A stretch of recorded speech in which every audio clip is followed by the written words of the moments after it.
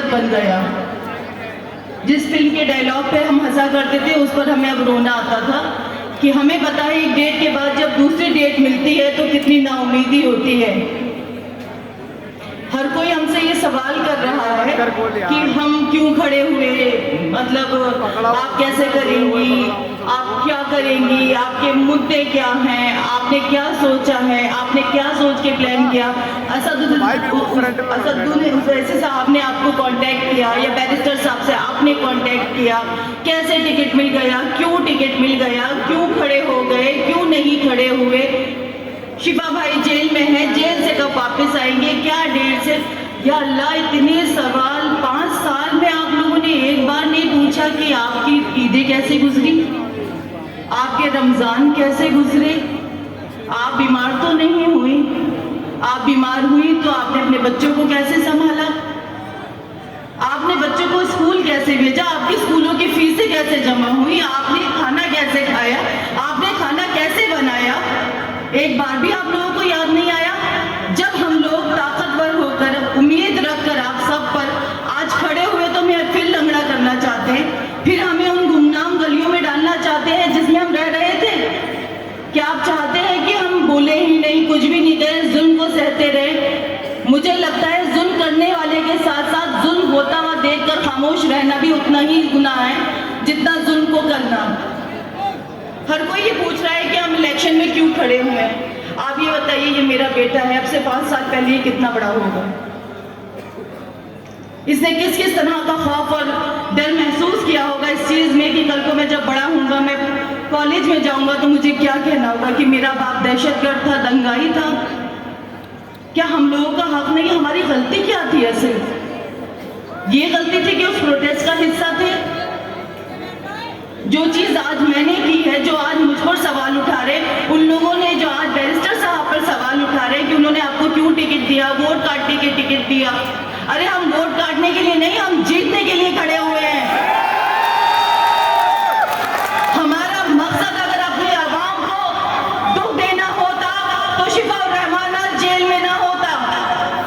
कैसे आप हमारी एग्जिस्टेंस पे और हमारी सोच पे सवाल उठा सकते जबकि मेरा शौहर 5 साल से सिर्फ आप लोगों के लिए जेल में है।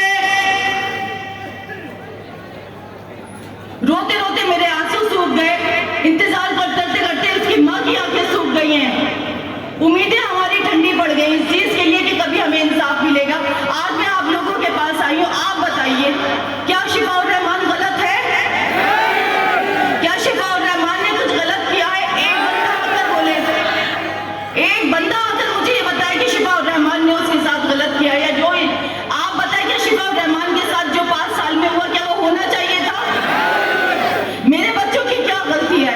क्या आप लोगों के बच्चे नहीं है? क्या शिफा उर रहमान आपका नहीं है? आज आप क्यों डर रहे हैं? क्यों खौफ में है कि बीजेपी आएगी? बीजेपी आएगी तो क्या हो जाएगा? इससे बुरा क्या हो जाएगा? मेरे लिए इससे बुरा कुछ नहीं हो सकता। मेरा सरपरस्त मुझसे छीन लिया गया क्योंकि आप तक ये आग नहीं पहुंची है, तो इसलिए आप सवाल खड़े कर सकते हैं। मेरे सवाल तो खत्म हो चुके हैं क्योंकि मैं तो 5 साल से सवाल कर रही हूं, लेकिन जवाब ही नहीं मिल रहा। तो आप भी अगर मेरे साथ मिलकर मेरे इन सवालों में शामिल होंगे तो शायद जवाब आए और आप भी कटघरे में खड़े होने से बच जाए।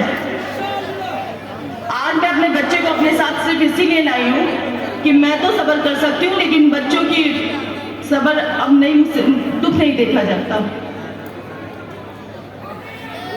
ठीक है, आप खुद सोचिए, आपके भी बहन भाई होंगे, आपके भी बच्चे होंगे, भतीजा भतीजी होंगे, भांजा भांजी होंगे। आप ये बताइए इन बच्चों की क्या गलती थी? हम तो बड़े हैं, सब्र कर लेते हैं, लेकिन बच्चे तो मासूम होते हैं,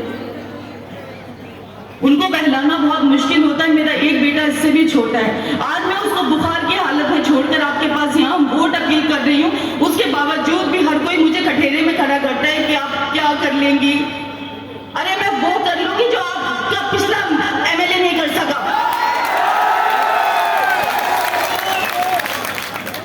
कम से कम आपसे झूठे वादे नहीं करूंगी। आपकी सोचों से, आपके विचारों के साथ मिलके जैसा आप चाहेंगे इंशाल्लाह वैसा होगा। कम से कम इससे बेहतर ओखला होगा, इससे बेहतर जिंदगी होगी, उसमें सच्चाई और जज्बा होगा। आप भी मुतमईन होंगे और मैं भी मुतमईन होंगी अगर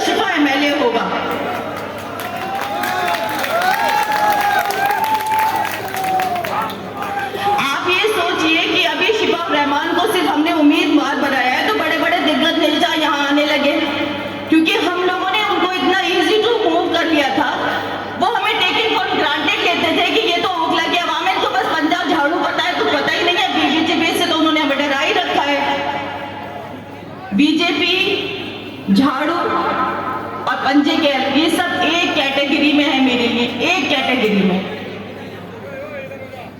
तो बीजेपी और पंजे के अलावा जब कुछ आया, झाड़ू के अलावा, तो देखिए लोगों में हलचल मची, बड़े बड़े दिग्गज नेता आने लगे कैंपेनिंग के लिए, नहीं तो फ्री में हो जाते थे इलेक्शंस।